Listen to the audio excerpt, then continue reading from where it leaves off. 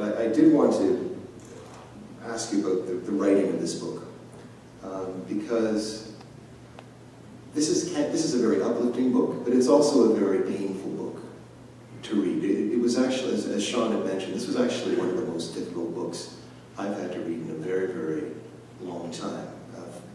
When I got to the section where you were describing what took place on January 16th, 2009, and you were talking about the suffering that your family endured during that awful day, I had to put the book away. It's been about 17 months since that event took place, and I was wondering how you were able to write this, and what kind of strength did you have to call upon to kind of finish this book, because it could not have been easy to write. I realized there is a compelling need to write this book, not for me, for others. As I said, I was supposed, and when I started writing my book about my life for more than 15 years, practicing medicine in Israel to bridge. And that's what did I realize, and I said, it must be written, not for Palestinians and Israelis. I don't want to show my suffering. I want others to be inspired, not to give up, and to act, and to move forward, and to take care of others, and to succeed and make a difference in the human face. That's what I realized, and I want this book to reach as many as we can. This is what I feel, my responsibility as a human, not as a Palestinian, about others, to be inspired, to stand up, to move, don't stop, take the energy and move and do something. And you will succeed. With your goodwill, God will be with you. And others will be with you. And that's why I said, this is a drop in the ocean. It can make a difference. Well, it has indeed made a difference. You have an entire audience listening to you this evening. Thank you so much. Thank you so much.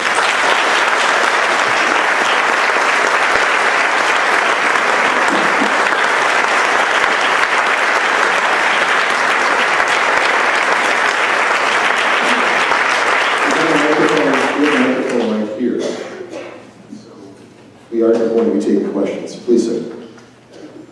When I was listening to you, the name of another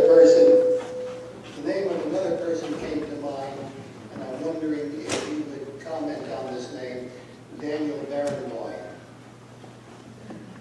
I learned, and I know who is he, and he started because he believes in music, and I'm teaching my course, Health is an Engine in the peace journey. Peace is not a destination. Someone will think of it. It's a journey. And many engines can be used.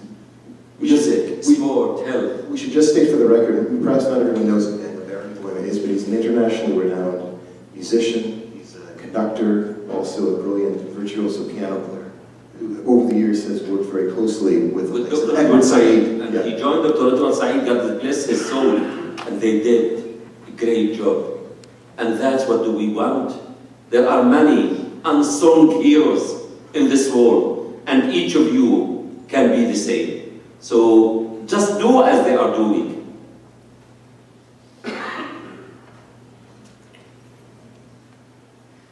Thank you for your talk, sir.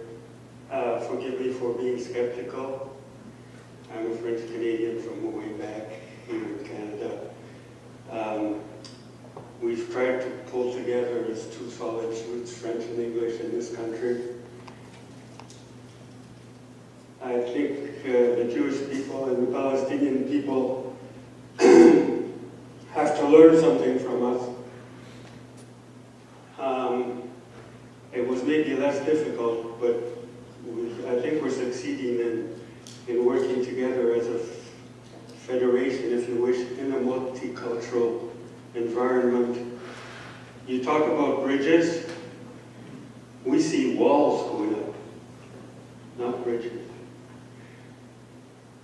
How can those walls come down? And what I'm skeptical about is 2 states. I don't think that's ever going to happen. I think Palestinians and Jewish people have to do what you're telling them, or what you're suggesting they must do, is get somehow together and build the 2 of them a state.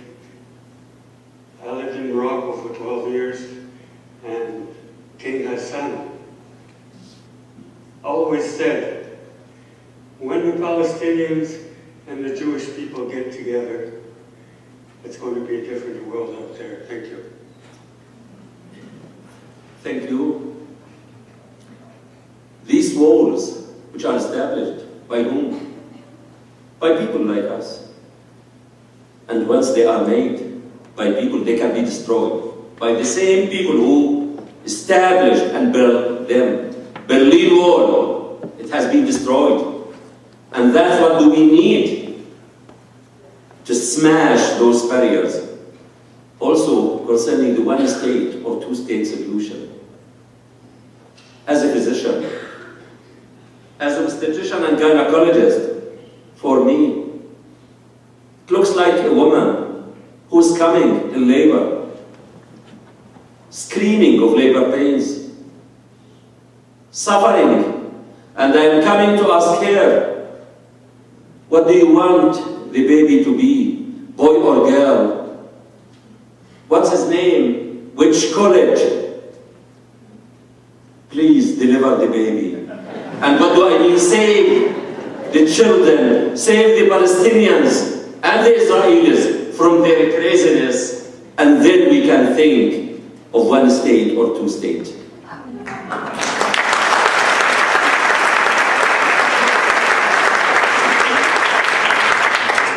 Do you see Barack Obama as an effective midwife for peace? I think he needs maybe a degree in midwifery.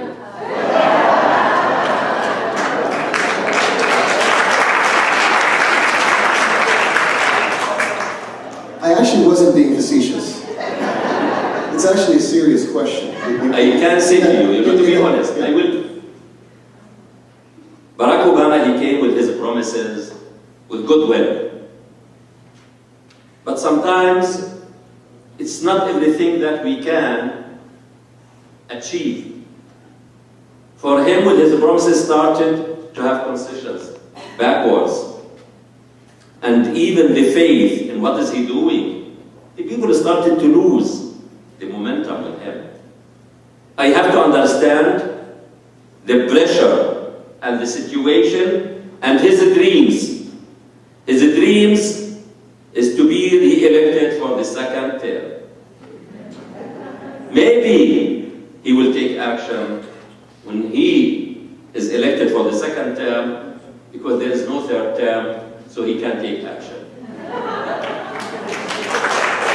Maybe just, I won't get to but just a deeper question a little bit more. The fact that he has, certainly in some quarters of Israel, that he has antagonized some very, very powerful actors within Israel, is that something that gives someone like yourself hope? No, of course, hope is there. But also for my Jewish friends, Canadians, I say to them, support Israel. And we have a hadith, support your brother if he was oppressor or oppressed. How can I support him if he is oppressor? Prevent him from being oppressor. Because with this self-destructive actions, not to Israelis or Jewish, it's to all, to Palestinians and Israelis. And we must prevent all from this irreversible actions and destructive actions for both. I hope Obama and Palestinians and Jewish and Israelis to wake up and to adopt the rational way of thinking.